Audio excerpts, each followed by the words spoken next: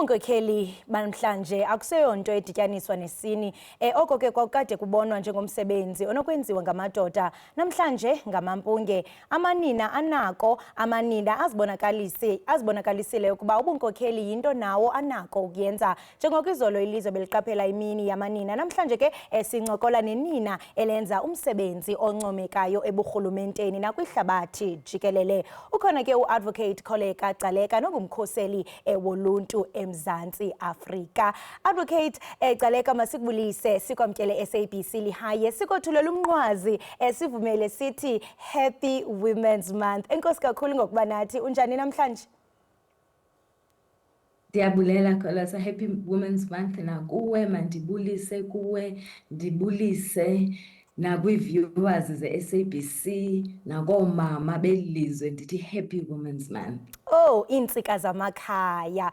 Advocate Gcaleka, ndiyafuna ukuqonda ngaphambi kokuba singene nzulu kudliwano-ndlebe lwethu, into yoba ngaba xa siphawula inyanga nosuku lwamanina njengenini eMzantsi Afrika, xa umxholo esithi empowered women, empower nations, ingaba mhlawumbe ukuba ninina eMzantsi Afrika kuthetha ntoni kuwe? Ukuba linina eMzantsi Afrika kuthetha okuninzi Kholeka. Okokuqala, esikakhulu kulo nyaka ka-2026 xa sithi empowered women sithetha ngegeneration yethu, the women who were empowered by other women.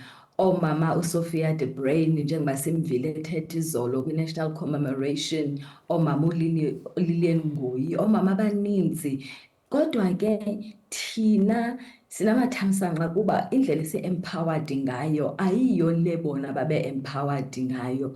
Bona babe-empowered ngendlela yokubana bebengekho kweli zinga sikulo, bebelwela ukuba kweli zinga sikulo, and babeyazi into yobana le empowerment bona kungenzeka into yobana bangayifumani kodwa ifunyanwe sithi. So ke xa singamanina ngoku eMzantsi Afrika sijonga emva sithi lide lithuba lifikileyo ngu-70 years since iMarch ka-1956 siphi ngoku. Ewe, asikafikeleli kwelaa zinga esifuna ukufikelela kulo, kodwa ke noko umgama apho sisafikelela khona.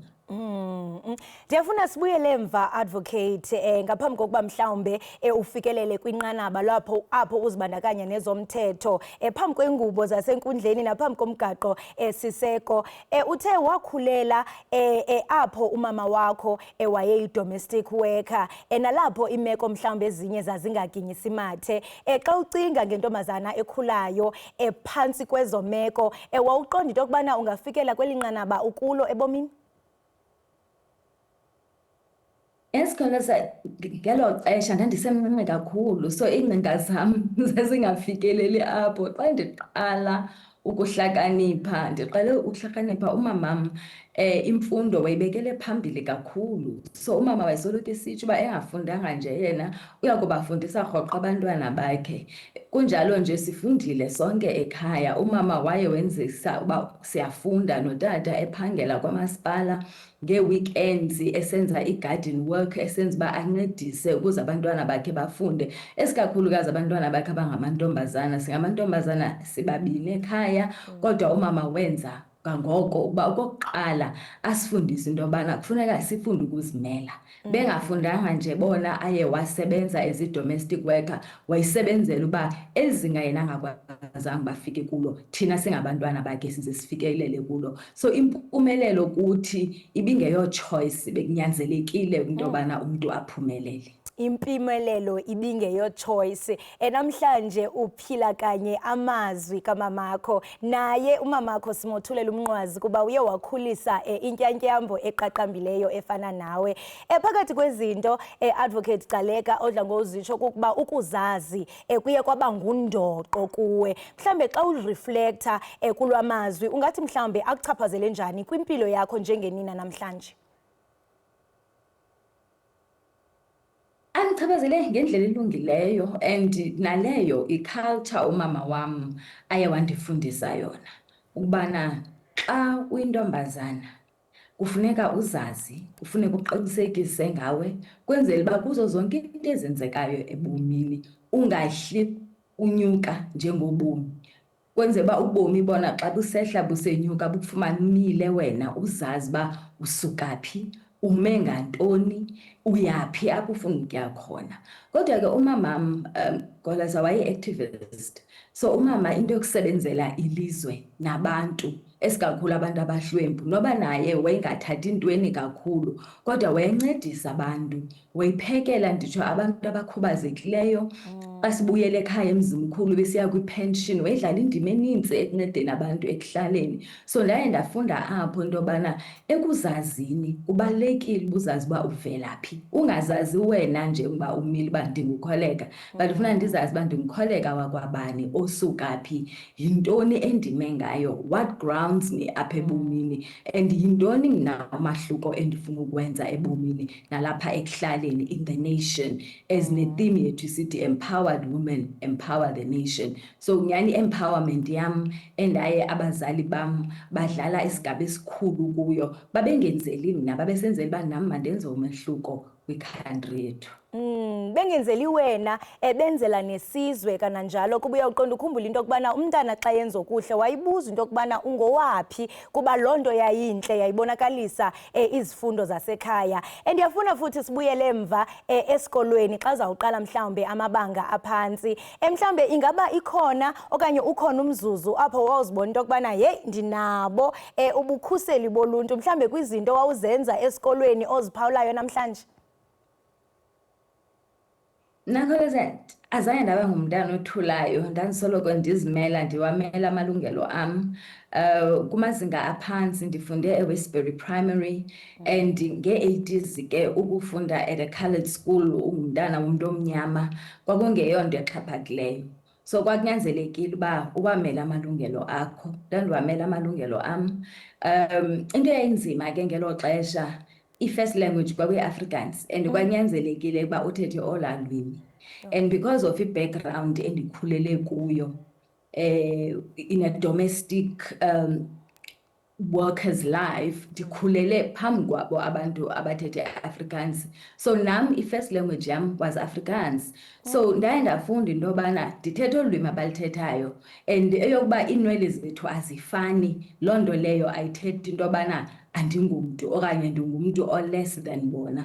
So ndandizimela nasezititshaleleni, ndandikwazi uba ndizimele, and ndandipasa ke kude kube nangoku ndithi inye into ekuthethelelayo ebomini, noba abantu bangathini ngawe, ii-grades zakho ziyakuthethelela, i-performance yakho iyakuthethelela. So kwangoko ke ndandime ngee-grades zam, kodwa ndandisazi into yobana kwakune-languages mos, into yobana kuthi umntu omnyama is a kafir yayingeyo-offense ngelo xesha. So kubo it was like an identity for me as a black child. Kodwa ke ndandingayivumeli loo nto, ndandizazi uba I'm a Xhosa girl, noba isiXhosa ndingasithethi ndithethe iAfrikaans ndilapha phakathi kwabo, kodwa andingumntu ongengumntu kubo.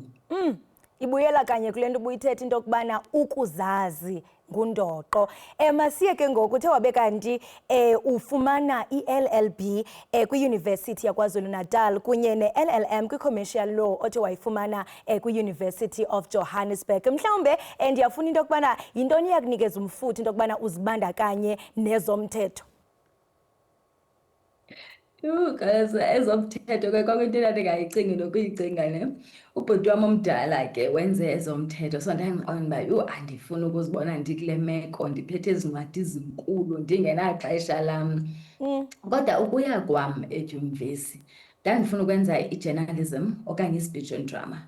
So ndandithathelwe i-speech and drama e-University of Durban Westville, kodwa kuloo nyaka i-campus was moving ye-speech and drama to i-University of KwaZulu-Natal xa kuqala imerger ngo-1998. Kodwa kuba ndifunde ezikolweni endithi ke xa ndijonga emva, inkululeko yayingekho kakhulu, esikakhulu ebantwaneni abantu abamnyama. Ndabe ndiqonda uba andifuni ukuya e-University of KwaZulu-Natal. I-higher education yam ndifuna idefine differently, and iwesivili kuba isaziwa esikakhulu kwezepolitiki, kwezenkululeko, ndandifuna ukuzibona ndisewesivili. Kungako ke ndazifumana sendibandakanya nokufunda ezomthetho kuba ndandifuna an alternative. Ndagqibela nyhani ke ndiyithanda i-law, and enye yee-lecturers zam ze-criminal procedure wathi kum, wena you will become a prosecutor ngenye imini. And nyhani ke umsebenzi wami wokuqala kwakuyi-prosecution and ndandothanda kakhulu.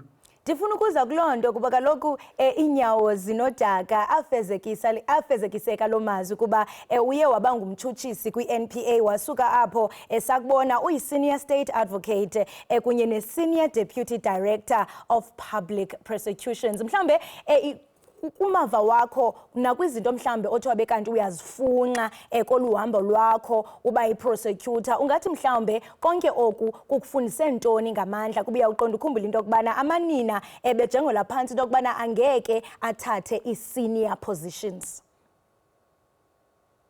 Kwakunzima ngelo xesha awufumanisa into yobana even no-comments eziye zithethwe ngam ukuba ndafikelela njani kwizinga eliphezulu.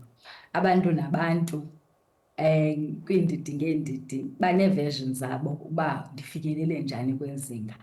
But laa nto yobana ndikhuliswe njani iye yandithwala ngoba ndandizazi into yobana nanga amandla am, naku endikwazi ukwenza. Ukuba ndiyifemale ndimncinci kwangelo xesha kwakungathethi into, ndandifuna ukudifayina ii-barriers, ndicrosse ezaa barriers or abazali bam abangazange bakwazi ukuzikrossa, amanina aza ngaphambi kwam angazange akwazi ukwakrossa. Kwakunzima nyhani, kwakufuneka uzimele kuzo zonke izinto, uzazi wena uba ume ngantoni.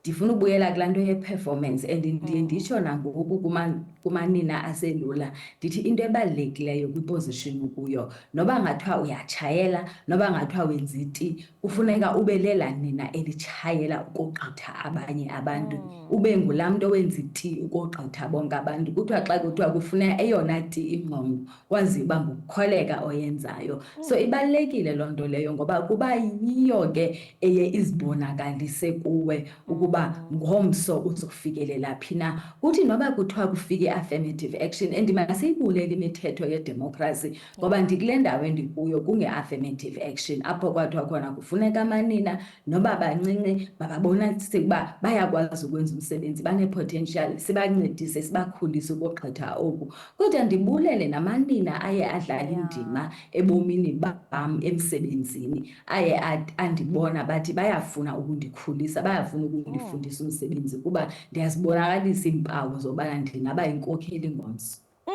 Empowered women empower nations. Siyawathulela umnqwazi lo magorhakazi advocate. Phakathi kwezinye izinto kuba kumsebenzi wakho uthe wabe kanti uyangena kutshutshiso kumsebenzi wokucebisa urhulumente wade wathi thaca napha ku-chapter 9. Apha ebomini ke noba mhlawumbe uyaziqonda into yokubana yeyi ndinamandla, eziba khona iimeko apho uqonda into yokubana yeyi apha ndiyavavanywa nyhani. Mhlawumbe ndiyafuna into yokubana kumsebenzi wakho kuphi apho wafumanisa into yokubana ngenene le character yam endithi istrongo, ezi qualities zobu-leadership ziyavavanywa futhi ke funeke ndibe kanti ndiyaliphumelela olu vavanyo to prove my resilience. Ingaba mhlawumbe yeyiphi loo mizuzu ebomini bakho? Umzuzu ubunzima kakhulu kwikhariye yam kungexesha lika-2022 kwathiwa u-predecessor wam kufuneka into yobana mandithathele intambo. Ndabe xa ndijonga ndisithi yeyi yabona ke le ayiyo ebendithe ndiza kuyo. Zange ndayicinga uba ingenzeka into enjalo, kufuneka ndithathele ke ngoku i-institution nayo ebekwiposition yokubana kunzima kwakubasebenzi abasebenza apha. Xa ndiyijonga le institution okokuqala, i-financial standing yayo inkkubi, ayimanga kakuhle, izikills zee-employees azimanga kakuhle. Kodwa nasemphakathini i-public protector ibingasamanga ngalaa integrity ebifuna ngayo. Umphakathi ubune-doubts nge-public protector, besisemaphepeni sisezindabeni imihla lena. But kodwa ke ngoku kufuneka ke ngoku nditshintshe isimo kule institution ndizimele ndindodwa, andina-deputy ngelo xesha kuthiwa mandi-acte as a-public protector. Kwakunzima kakhulu because kwafuna ke ngoku number one ndibhilde i-grit ne-resilience kwi-institution nakubasebenzi be-institution. Kufuna bajonge kum, ndim ekufuneka ahambele phambili abonise into yobana zizojika izinto. I-public protector izoba ngulo mkhuseli woluntu abantu abafuna ukuba mayibe lilo. Ndim ndilinina, ndime phambili. Kodwa into eyayintle kukuba i-leadership ye-public protector ngelo xesha ukusuka ku-CEO, COO kunye nee-executives kwakungamanina. Kwaye kwaba lula ukuba sibambane, sithathelane, simele phambili into yobana singamanina nje siyafuna ukubonisa uba amanina ayakwazi ukuziguqula izinto. Sade safikelela kwezi zinga esikulo ngoku ngo-2026 sithetha udaba elitsha ngoku.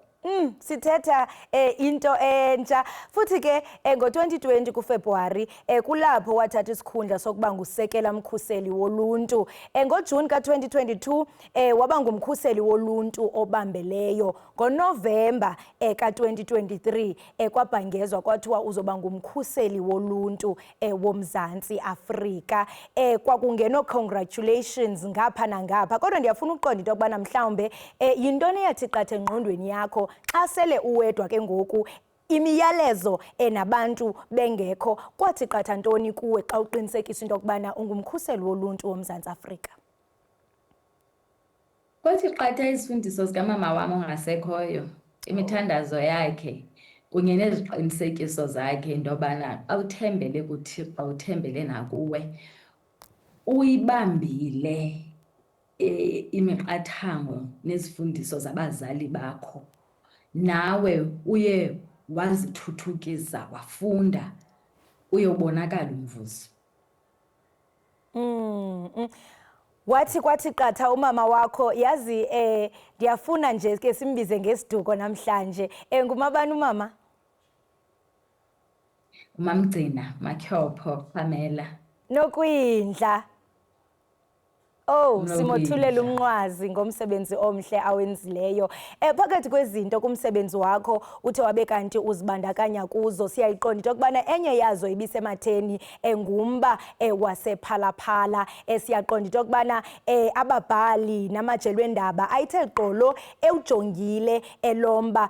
Mhlambe kwakunjani into yokubana ugrumbe nzulu kumba wasephalaphala osematheni nojonge ngamehlo abomvu luluntu?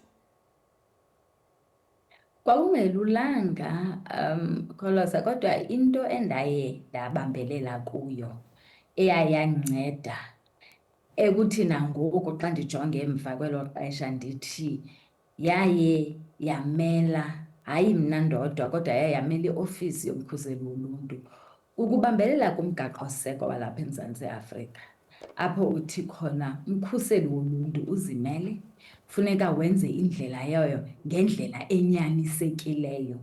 Ndaye ndabambelela kuloo nto kuba ke umthetho ubhaliwe. Xa uqhuba ngale ndlela obhalwe ngayo uye ungasokolisi. Ndavumela itimu endandiyibekileyo uba mayiqhubeke nomsebenzi wayo. And ke xa ujonga ibhalansi ngelo xesha sasinale case yephalaphala, ngapha sine-institution ekufuneka uba siyivusileyo and ndim ekufuneka ndime phambili kuwo wonke lo msebenzi. So kwafuneka into yobana ndithi aba-investigate iphalaphala mabenze umsebenzi wabo, mna ndizoqhubeka ndenze umsebenzi wam wokukhokhela i-institution.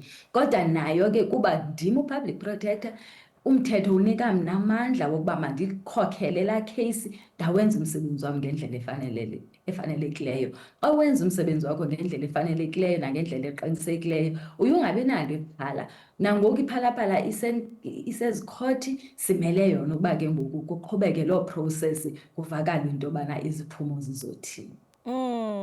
Le ofisi seloko kuxoxwa ngayo kakhulu, Advocate Gcaleka. Ndiyafuna ukuqonda mhlawumbi into yokubana uqinisekisa njani ukuba ukugxekwa nokuba mhlawumbe kuvela kurhulumente okanye kumaqela aphikisayo sibalula kananjalo noluntu, uqinisekisa njani into yokubana akuchaphazeli xa funeke wenze izigqibo njengo-public protector? Mandiqale lapho kuthiwa apho sithi khona kusoloko kuxoxwa ngale ofisi. Ndibulele nyhani amanina aze phambi kwam, esikakhulu Advocate Madonsela, kwizinga ayibeka kulo le ofisi, ukuze nyhani kuqaliswe ukuxoxa ngale ofisi, kwaziwa amandla ale ofisi ngokwenene kungexesha lika-Advocate Madonsela elinina. Ewe, abantu abangootata bawenza umsebenzi wabo wokuyiqala le ofisi, kodwa wayazi yena into yobana kufuneka ke ngoku ayisuse kweli zinga likuyo, ayise kwizinga eliphambili. Ngamagxa ke esime phezu kwawo ke ngoku singamanini silandele emva kwakhe, waye wasibonisa indlela yokuba kusetyenzwa njani. And indlela ke ngoku endizikhusela ngayo mna, esikakhulu endikhusela ngayo iofisi, ukuvumela umsebenzi weofisi uba mawenzeke ngendlela umgaqoseko obekwe ngayo, ngendlela umthetho obekwe ngayo. Abantu bazothetha and kunyanzelekile kuba lena iofisi ebalulekileyo kwidemokhrasi yethu, i-constitutional institution ekuyiyo ebekiweyo ukubana incedise ukuthuthukisa le demokhrasi esikuyo, incedise ukufezekisa ukukhululeka kwabantu, esikakhulu abo bantu babecinezelekileyo ngexesha langaphambili. So uyabona ke ngoku la mandla uba ngamandla amakhulu aphezu kwale ofisi. So nam kufuneka ndiziphathe ngendlela efanelekileyo kwenzela uba noluntu likwazi uba nethemba kule ofisi. Kuthi noba abantu bethetha kuba bazothetha ke kuba kaloku ngulowo nalowo unomdla kumsebenzi owenziwa yile ofisi, kodwa masinganiki amandla izinto ezingalunganga. Thina masenze umsebenzi wethu ngendlela elungileyo. Kuthi noba abantu besisa kwikhoti, iikhoti xa zifumanisa isigqibo okanye zenza izigqibo ngale ofisi, zingafumani bugwenxa kangako ekwenzelwe iofisi. Ewe, asizuwina ii-cases zonke kuba kaloku umthetho ngumthetho, kungako kunee-courts ekufuneka uba kuthethwe kuzo into yobana ngubani ofikelele kumthetho wona olungileyo, kodwa akufunekanga iikhoti zithi sisebenzise amandla ethu ngobugwenxa. Mhlawumbe kule nto ethethayo advocate, ingaba mhlawumbe zeziphi areas obonayo into yokubana uluntu ngokubanzi kukhona izinto mhlawumbe abangaziqondi ncam esingatsho into yokubana ziyakhwanqisa xa kuza kwiofisi ye-public protector? Uluntu into yokuqala abangayiqondiyo kubana awufake isikhalazo ku-public protector, umsebenzi ka-public protector ukuthatha le nyani uze nayo, aphenye, aze nenye inyani ezodibana nale uze nayo. Ukuba le nyani enye u-public protector aze nayo ekuphenyeni, kuba necase kaMilen Guardian ithi u-public protector kufuneka enze ngangoko anako emandleni akhe ekuzeni ngeyona nyani ekuyiyo kwisikhalazo esifakiweyo. So xa ufake isikhalazo ayithethi loo nto yobana u-public protector umsebenzi wakhe kuba makavumelane nawe. Umsebenzi ka-public protector kuba makaphenye eze neyona nyani ekuyiyo ke ngoku azoyikhupha, athi ke ngoku ufikelele kwesi sigqibo, nanku umsebenzi awenzileyo ukwenzela uba afikelele kwesi sigqibo.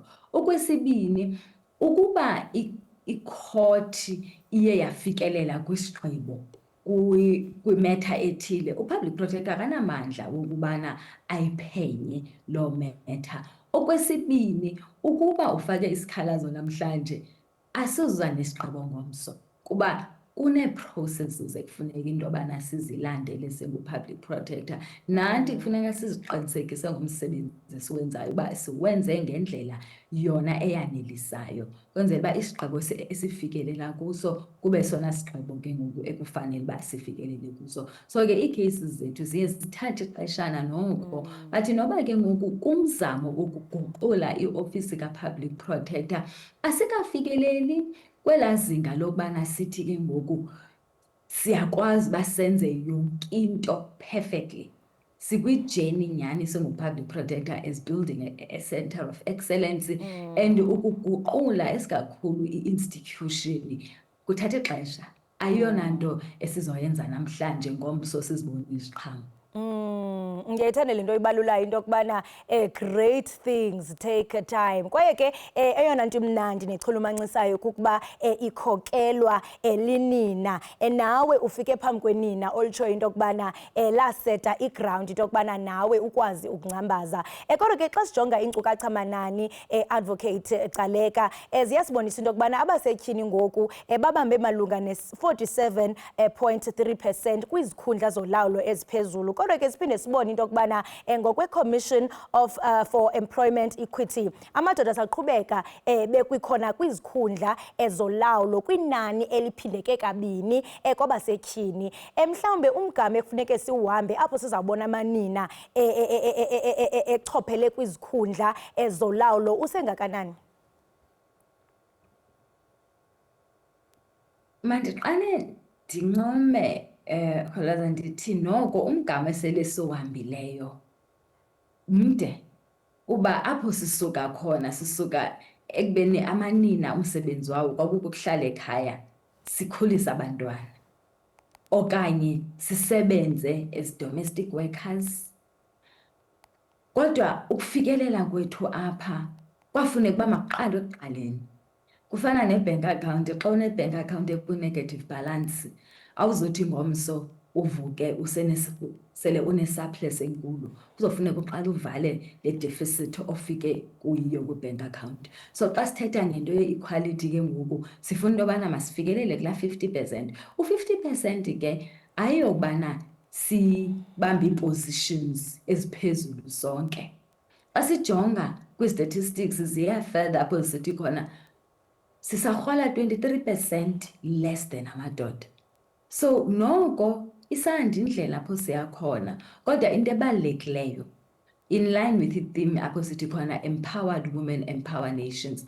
In empowering the nations singamanina funeka siqale si-empowerishane thina sodwa.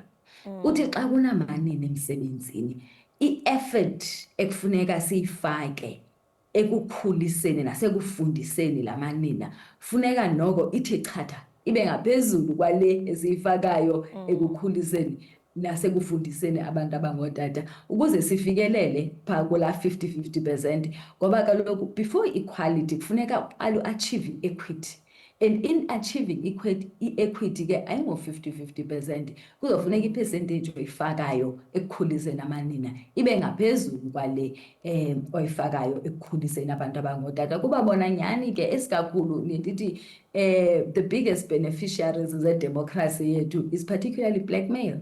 And nabo bebesapotana, bayasapotana kude kube nangoku. So nathi singamanina kufuneka sithandane. Yeah. Kufuneka ndikholwe kumntu olinina ukubana le ability nam abanye abayibonileyo kum bayikhulisa kum nam mandiyibone komnye umama ndifake i-effort yoba naye ngomso azafikelele kweli zinga endikulo nangaphezulu. Amakhumsha athi we are fixing each other's crowns njengamanina kwisikhundla sokuba mhlawumbe ube phezulu siyaqonda into yokubana kuye kugxekwe kuthiwa hayi mhlawumbe izigqibo zamanina kuba mhlawumbe bekwizikhundla eziphezulu ayizizo ncam. Mhlawumbe zintoni amanina aye mhlawumbe alahlekelwe zizo xa ezawungena kwezi zikhundla eziphezulu kuba uyawuqonda into yokubana mhlawumbe umntu uzoba kwisikhundla ephezulu xa ifika endlini mhlawumbe funeka abe ngunkosikazi funeka abe ngumama ebantwaneni funeke nesi sigqoko asinxibileyo sobunkokheli asehlise abe ngumfazi kumyeni wakhe kananjalo abe ngumama ebantwaneni. Mhlawumbe zikhona izinto inina eliye lilahlekene nazo xa ngaba mhlawumbe ezawungena kwisikhundla esiphezulu. It's psychological. Umntana oyintombazana awumfundisa kwasebuncinaneni, umfundisa into yobana makafake upink, afake uyellow, abe cute, abe purple, afake ii-ribbons, ii-flowers. Simkhulisa njalo, simkhulisa into yobana makahlambe izitya.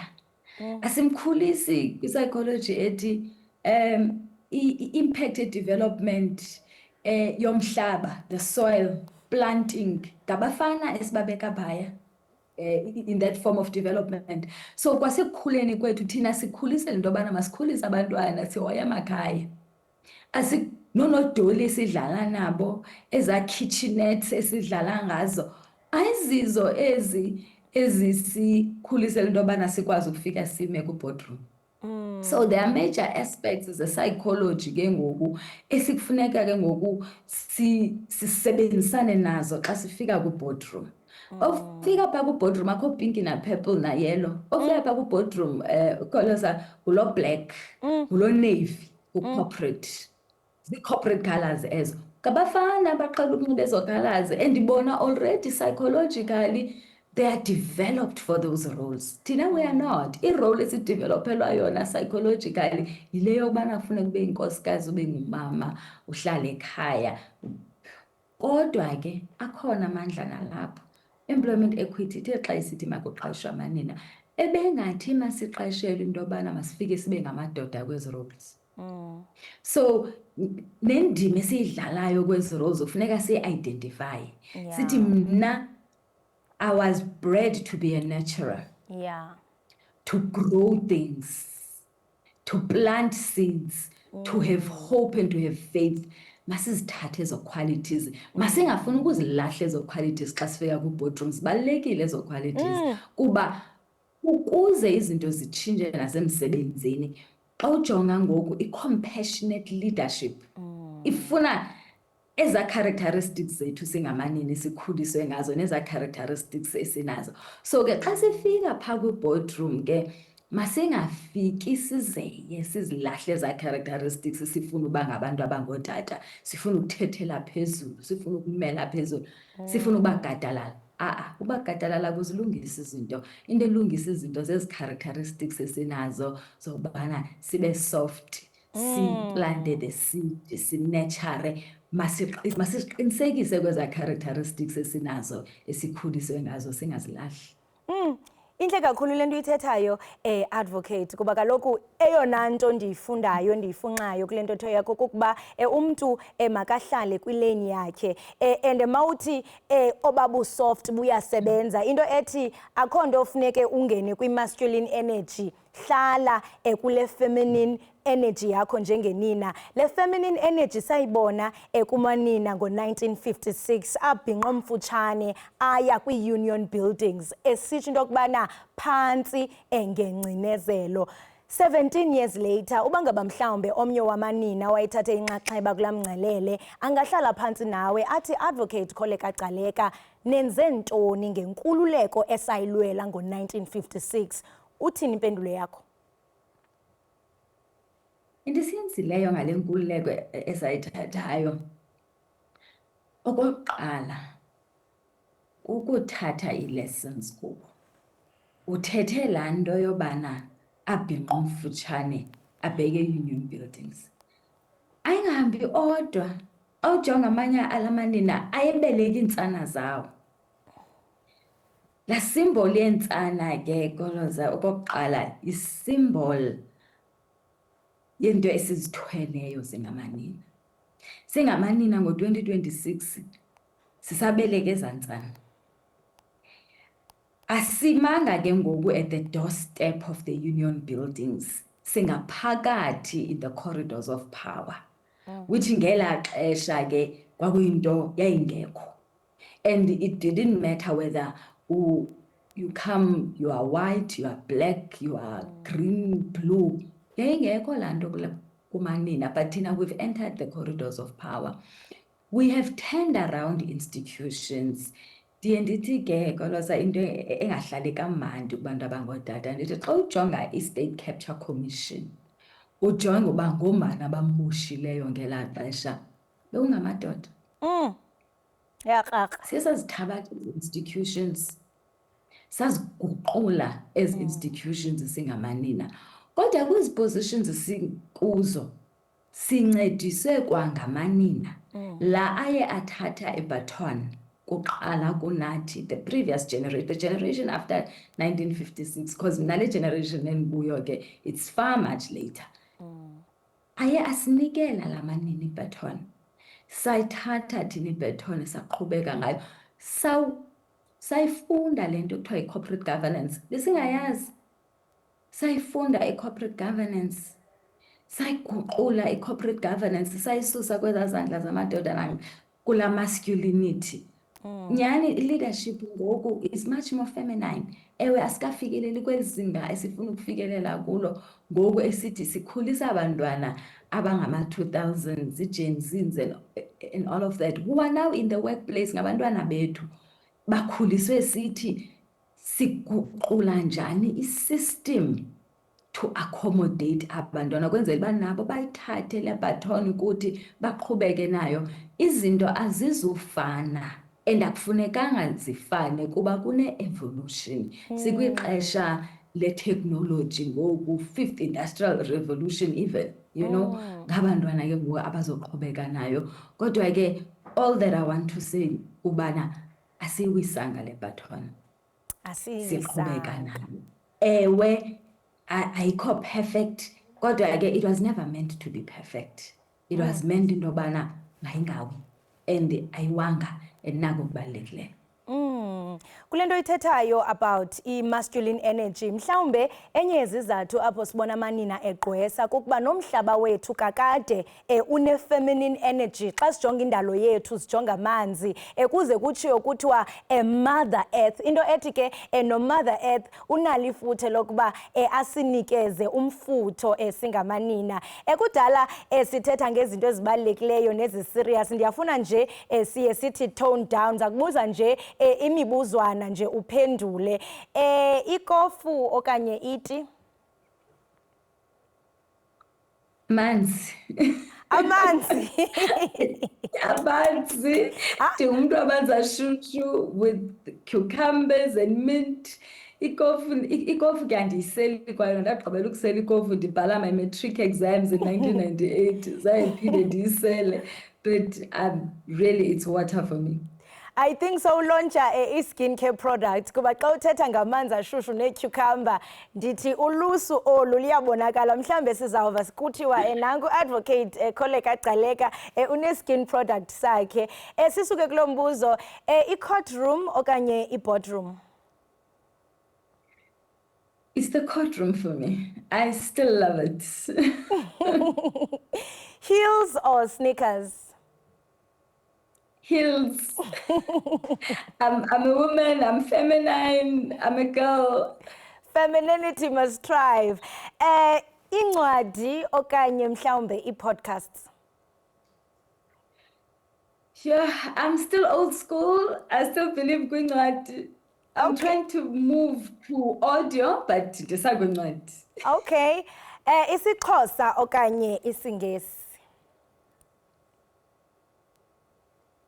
I've evolved isiXhosa. Xhosa ngoku. Igama umama wakho benolisebenzisa ukudescribe wena? Intyatyambo. Intyatyambo, nco. Igama mhlawumbe ii-colleagues zakho elinokusebenzisa into yokubana lithethe ngawe? Sure. I wonder.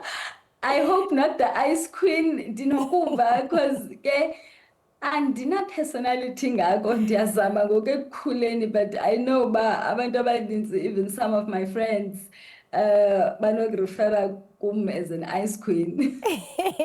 Ice queen Ntyantyambo. Ndiyayibona into yokubana ikhona mhlawumbe i-alignment. Mhlawumbe kubantu ababukeleyo baqonda ukubana hayi thina simazi ngo-public protector. Mhlawumbe yintoni ngamangazi abantu esinokuyifumanisa ngaye u-advocate Gcaleka? Actually, andithandi ukubizwa ngo-public protector. Ndiyalithanda igama lam ndingukholeka.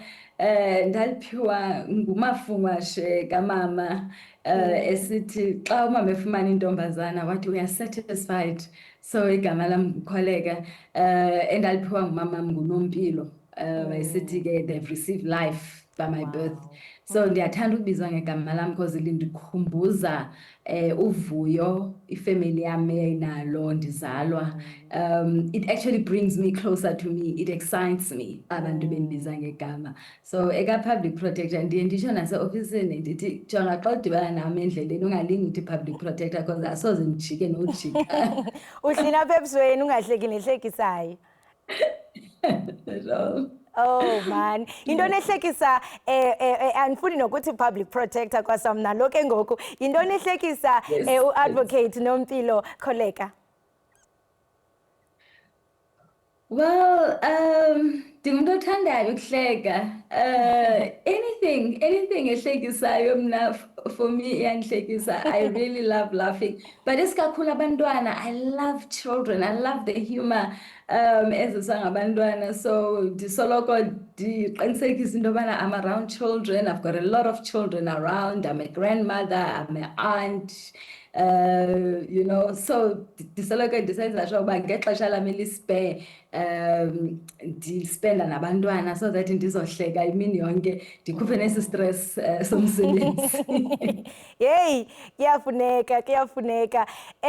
Advocate xa siyiqwela siyiqongqotha bekumnandi kakhulu into yokubana sidlala indlebe nawe apha eSABC Lihaye indlela othe wabe kanti ukhuliswa ngayo ngumama wakho kuyabonakala into yokubana umntu okanye iinkokheli zethu funeke sizibuze into yokubana ukhule kanjani kuba indlela umuntu akhuliswe ngayo iyabonakala xa sele imdala ngenena nangenyaniso uMamgcina uNokwindla ukhulise intyantyambo eqhakazileyo mhlambe kumanina aseMzantsi Afrika nabo abathi nathi singamanina we want to break barriers ingaba mhlawumbe athini amazwi wakho kananjalo xa sawuzoyivala ndiyafuna into yokubana usixelele into yokubana njengomkhuseli woluntu ngoku apha eMzantsi Afrika 100 years later sizawuthi xa sithi advocate Gcaleka kube kuyimbali mhlambe yintoni ofuna into yokubana abantwana bazobe bephila ngelo xesha bakhumbule ngayo.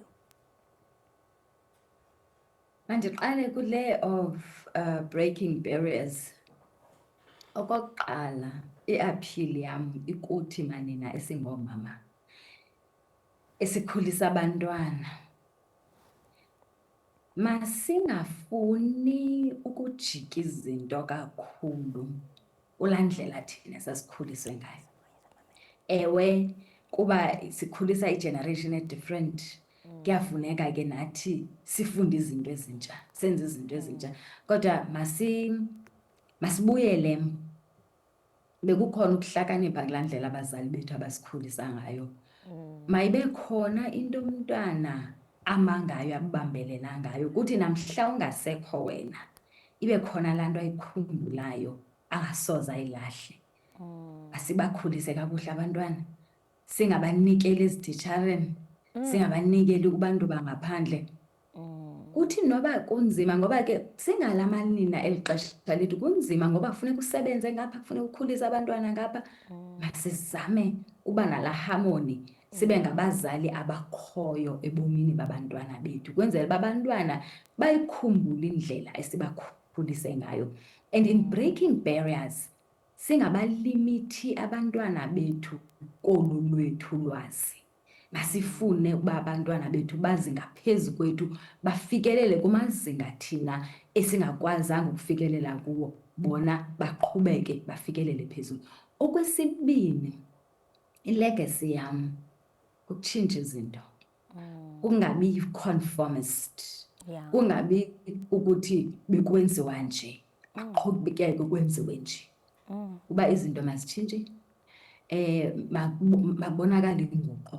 Okokuqala ipassion yam it's rural communities ekukhuleleni kwami edolophini ndiye ndakhulela futhi nasezilalini. Iplight ye-rural communities abantu abangoomama abakwi-rural communities is to empower them. Asikukubasusa kweza communities sibazise ezidolophini, that is not empowering them. Masiba empowerishe into yobana equality of life esiyiphila ezidolophini mayibe khona nasezilalini ukuzisa inguqu kwilali. Okwesibini ukuzisa inguqu ebomini babantwana abakhubazekileyo. Xa ndibala lo 33% ekuye kuthiwe nguye oye aphumelele kumabanga kamatriki ndiye ndizibuza uba u-67% uphi. And xa ujonga kwiisosayeti zethu kunabantwana abaninzi abangakwazanga uba bafikelele ezikolweni kuba bekhubazekile kuthiwe ke ngoku akubanga khona mizamo yokubanceda. So mna ndifuna ubona nyhani ilegacy yam izisa inguqu kubantwana abakhubazekileyo so that i-quality of life ephilwa ngabantu abakhubazekileyo nayo ilingane ne-quality of life ephilwa ngabantu ekuthiwa ngabantu abangakhubazekanga. Advocate, nawe andithi ngumamgcina? Ndingumaqhineba Gquqgququ Makhomazi, ndizalwa ngumamgcina. Oh, Gquqgququ. Wena. Khazithuthe mandikuyeke. Ndiwala. Ndimamkhomazi, ndingungubo zibomvu, ndingunkonjane emnyama ebhabha emafini. Umamgcina apheleli khona uncumile uthi khuphuka ntyantyambo yam. Advocate Gcaleka, Gquqgququ, masibulele kakhulu ngexesha lakho nokwabelana nathi, wabelana namanina oMzantsi Afrika ekade uqhushalaza usiqingqela ikamva eliqaqambileyo. Liyabonakala elikamva angalingaphila nakwizizukulwana ezizayo. UThixo benawe namanyanga benawe. Enkosi kakhulu, sikunqwenelela okuhle kodwa kumsebenzi owenzayo. Mbukeli we-SABC lihaye besidlana indlebe naye uAdvocate Kholeka Gcaleka nakubeni ke mbukeli siphawula indima yamanina ingakumbi kwezomthetho apha eMzantsi Afrika.